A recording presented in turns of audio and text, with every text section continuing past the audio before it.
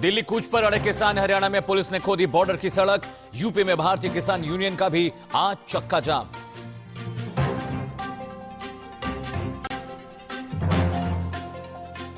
Corona को लेकर supreme court में आज सुनवाई। 4 राज्य पेश करेंगे स्टेटस रिपोर्ट। देश में संक्रमितों की संख्या 92 लाख के पार।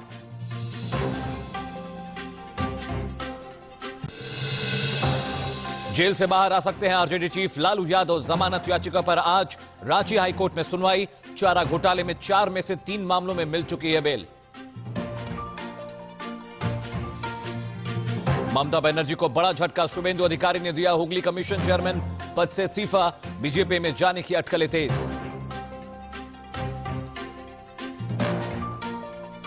दिल्ली को दंगों की आग में झोंकने वालों की तलाश हुई तेज। पुलिस ने जारी की 20 आरोपियों की तस्वीरें। सूचना देने वालों को मिलेगा इनाम। और कोरोना काल में आज पहली सीरीज खेलेगा भारत। सिडनी में ऑस्ट्रेलिया से होगी टक्कर। रोहित शर्मा के खेलने पर सस्पेंस बरकरार।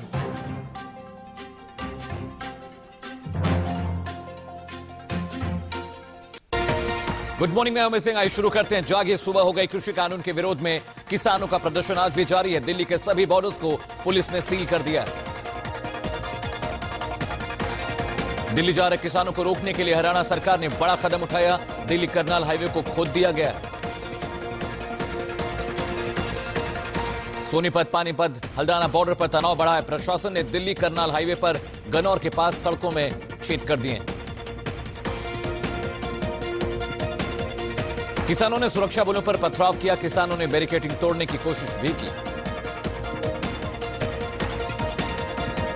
पुलिस ने वाटर कैनन का इस्तेमाल किया, जिसके बाद किसानों को पीछे हटना पड़ा।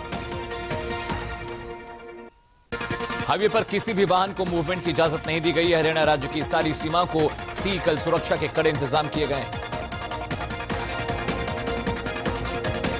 कृषि कानून पर केंद्र सरकार की मुश्किलें और बढ़ गई हैं। आज यूपी के किसान सड़क पर उतरेंगे।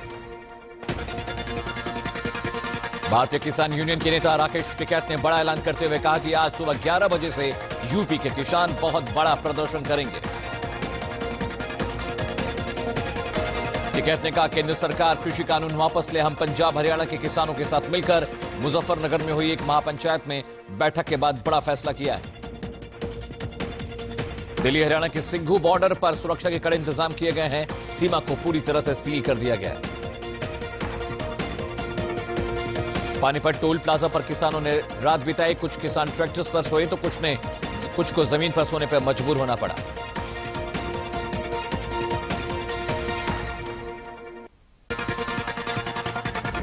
किसान आंदोलन के चलते दिल्ली मेट्रो की सेवा आज भी बाधित रहेगी। दिल्ली एनसीआर से दिल्ली की ओर जाने वाली मेट्रो बंद रहेगी।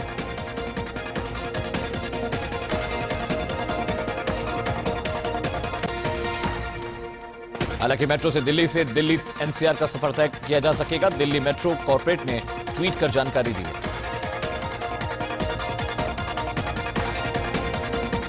गुरुवार को अंबाला पटियाला बॉर्डर पर किसानों को रोकने के लिए आंसू गैस के गोले छोड़े गए। वाटर कैनन का भी इस्तेमाल किया गया। नाराज किसानों ने पुलिस बैरिकेड को उठाकर पानी में फेंक दिया और जबरदस्त हंगामा भी किया।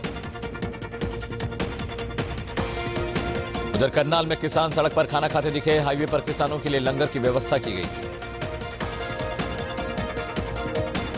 भारी पुलिस बल तैनाती के बीच किसान अंबाला बॉर्डर से हरियाणा में आ गए हैं। इस दौरान किसानों और पुलिसकर्मियों में जमकर झड़पें हुई। किसान आंदोलन के मद्देनजर 12 अलग अलग सुरक्षा बलों के जवानों की तैनाती की गई, जिसमें सीआरपीएफ और आरएएफ के जवान शामिल हैं। आंदोलन को देखते हुए दिल्ली में करीब 1200 पुलिसकर्मी भी तैनात किए गए हैं। पंजाब के मुख्यमंत्री कैप्टन अमरिंदर सिंह ने किसानों के प्रदर्शन का समर्थन किया। इस मुद्दे पर केंद्र सरकार को भी घेरा। कैप्टन अमरिंदर सिंह ने हरियाणा के मुख्यमंत्री मनोहर लाल से सवाल पूछा, किसानों को दिल्ली जाने से क्यों रोका जा रहा है। टीएमसी ने ट्वीट कर किसानों का समर्थन किया। लिखा, केंद्र की गलत नीतियों के चलते किसान सड़कों पर।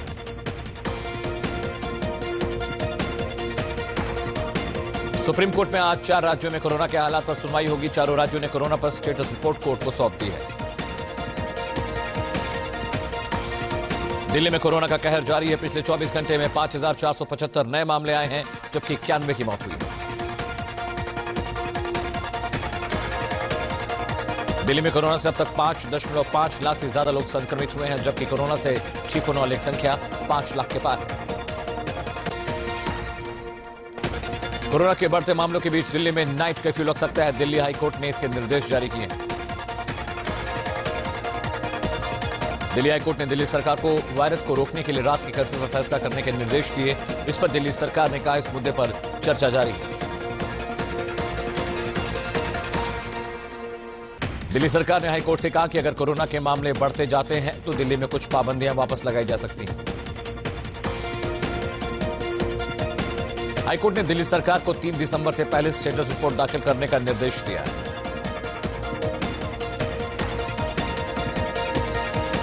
देश में कोरोना की रफ्तार जारी है। पिछले 24 घंटे में 44,376 नए मरीज सामने आए हैं। 24 घंटे में देश में 524 लोगों की मौत हुई। मौत का कुल आंकड़ा 1,35,223 तक पहुंच गया है। देश में कोरोना के अब तक 92,66,707 केस सामने आ चुके हैं। इनमें 4,52,000 एक्टिव केसेस हैं। महाराष्ट्र में पिछले 24 घंटे में कोरोना के 6,406 पॉजिटिव केस मिले हैं, जबकि 65 लोगों की मौत हो गई।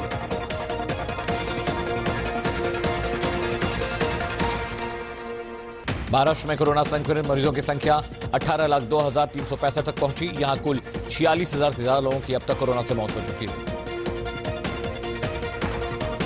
एस्ट्राजेनेका और ऑक्सफोर्ड वैक्सीन पर सीरम इंस्टीट्यूट ने गुरुवार को सफाई दी। कहा वैक्सीन पूरी तरह सुरक्षित और असरदार है। सीरम इंस्टीट्यूट ने कहा कि घबराने की कोई बात नहीं, टीका पूरी तरह सुरक्षित है। एस्ट्राजेनेका और ऑक्सफोर्ड वैक्सीन के ट्रायल डेटा को लेकर सवाल उठे थे। दरअसल ट्रायल के दौरान कुछ लोगों पर दी गई वैक्सीन की डोज में गलती हुई थी। पीएम नरेंद्र मोदी 28 को पुणे सीरम इंस्टीट्यूट जाएंगे। पीएम मोदी वहां कोई बड़ा ऐलान कर सकते हैं।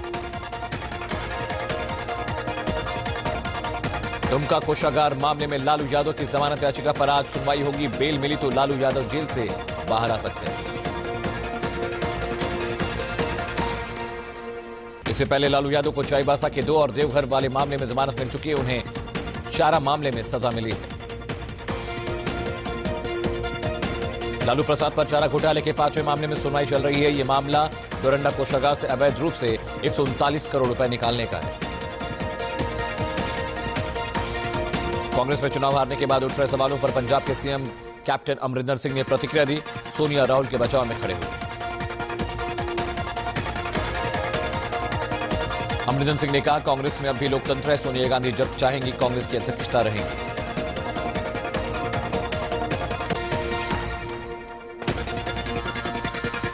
सीएम अमरिंदर सिंह ने कहा कि जिन लोगों को पार्टी के विषयों को सार्वजनिक मंच पर उठाना है वो चाहे तो कांग्रेस छोड़कर जा सकते हैं। ममता बनर्जी ने बीजेपी को बाहरी लोगों की पार्टी बताते हुए कहा कि बंगाल में बाहरी लोगों के लिए कोई जगह नहीं है। ममता ने हैरानी जताते हुए कहा कि देश की सीमा पर स्थिति ठीक नहीं होने के बावजूद केंद्रीय गृह मंत्री अमित शाह क्यों चुनाव में इतने व्यस्त हैं। तृणमूल कांग्रेस को एक और बड़ा झटका लगा है। पश्चिम बंगाल के परिवहन मंत्री शुभेंदु अधिकारी ने हुगली रिवर ब्रिज कमीशन के अध्यक्ष पद से इस्तीफा दे दिया।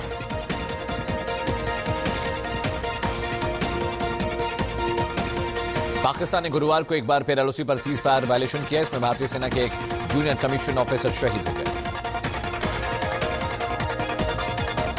श्रीनगर के चमकी इलाके में आतंकवादियों ने सुरक्षा बलों पर आतंकी हमला किया। इस हमले में 2 जवान शहीद हो गए।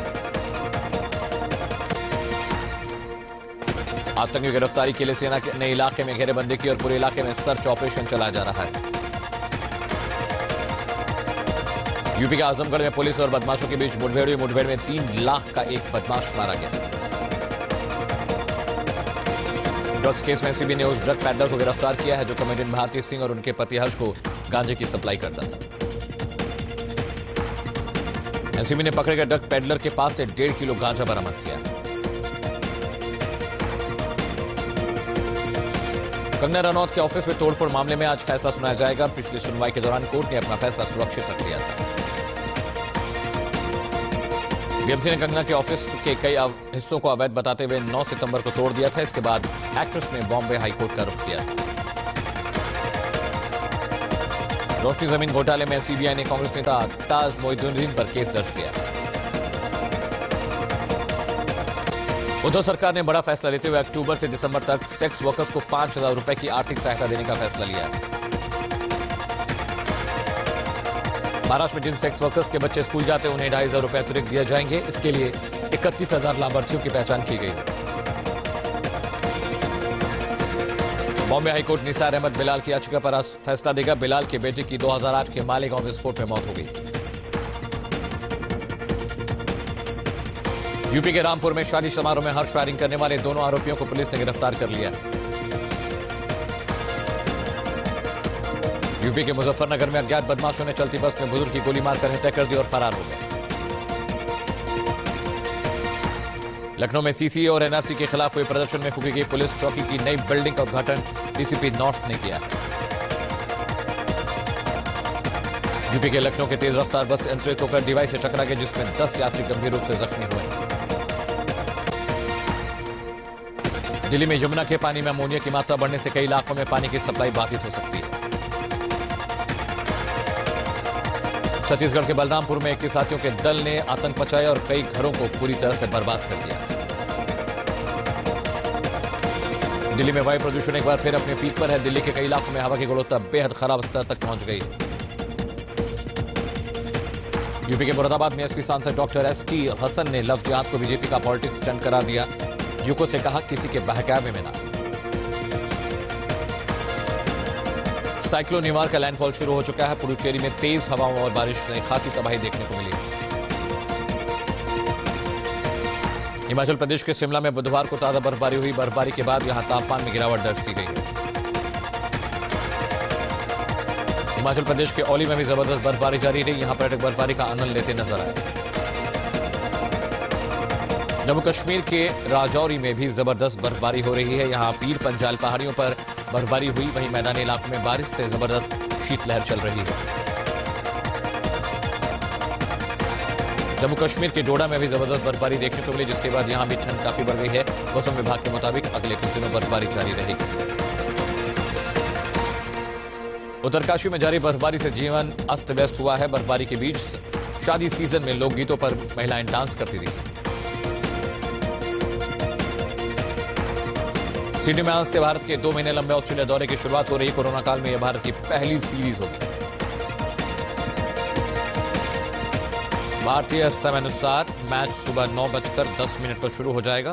पहले 3 वनडे खेले जाएंगे। भारत ऑस्ट्रेलिया वनडे के 15 घंटे पहले रोहित शर्मा पर विराट कोहली ने चुप्पी तोड़ी। कहा रोहित शर्मा की चोट को लेकर भ्रम की स्थिति बनी हुई है। कोहली ने कहा उनके पास रोहित की चोट को लेकर कोई सूचना नहीं है। उन्हें नहीं पता कि बाकी टीम के साथ रोहित ऑस्ट्रेलिया दौरे पर क्यों नहीं गए। कोहली ने कहा चयन समिति की बैठक से पहले हमें ईमेल मिला, जिसमें वो लिखा था कि वो आईपीएल चोट की वजह से दौरे पर नहीं जाएंगे। हालांकि बाद में बीसीसीआई ने ट्वीट कर मामले में सफाई दी। कहा रोहित शर्मा के पिता बीमार थे, जिस वजह से वो टीम के साथ ऑस्ट्रेलिया नहीं आए।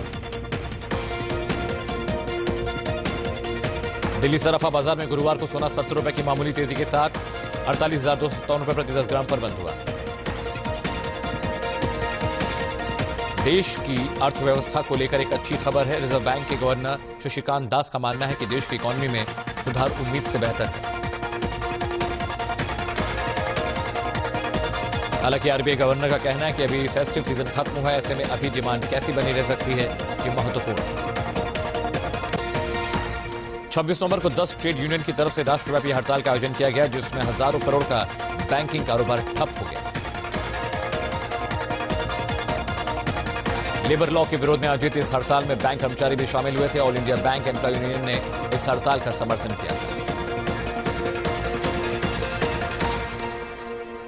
एआईबीईए के जनरल सेक्रेटरी ने कहा कि हड़ताल के कारण 20 लाख चेक, जिसकी वैल्यू करीब 18,000 करोड़ रुपए है, क्लियरेंस के लिए नहीं जा सके। जीएसएम के संस्थापक एफपी कोहली का गुरुवार को निधन हो गया। पद्म भूषण से सम्मानित कोहली ने 96 साल की उम्र में अंतिम सांस ली। न्यूयॉर्क में भारतीय समुदाय के अमेरिकी नागरिकों ने पाकिस्तान कंसल्टेंट के बाहर प्रदर्शन किया, पाकिस्तान के खिलाफ नारेबाजी की। 26/11 आतंकी हमले के 12 साल होने पर कुछ लोगों ने प्रदर्शन किया, बैनर और पोस्टर लेकर दोषियों के खिलाफ कार्रवाई करने की मांग की।